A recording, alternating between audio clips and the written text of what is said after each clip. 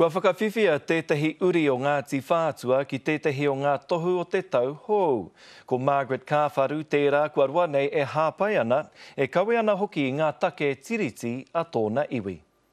Ko te kaumaono taua Margaret Kāwharu e hāpai ana e kōkiri hoki ana i ngā take tiriti o Ngāti Whātua ki Kaipara. Nā whai anō tana riro i te tohu mo te tau hau nei, hei tāna ko ona mātua tūpuna Māori te tino take I remurere ai ia ki te tauwhiro I tōna iwi.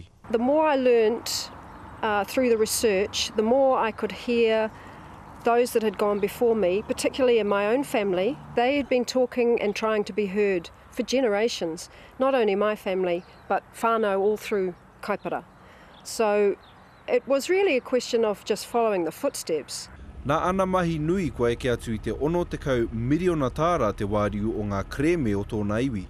Engari hei tāna he toataki tini kē tāna rironga I te tohu o te tau hau nei.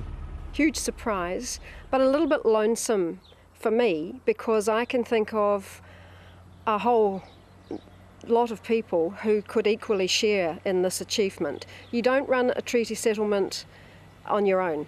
Aha kua tērā, kei te hākua te ngākau I te mea kua whakanuia tana kaupapa ā iwi arā kia whakahokia mai ngā whenua I raupatuhia.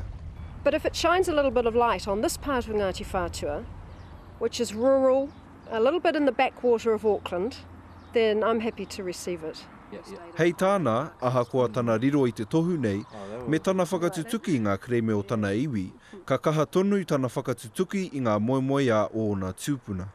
Te Himararau hihi, te karere.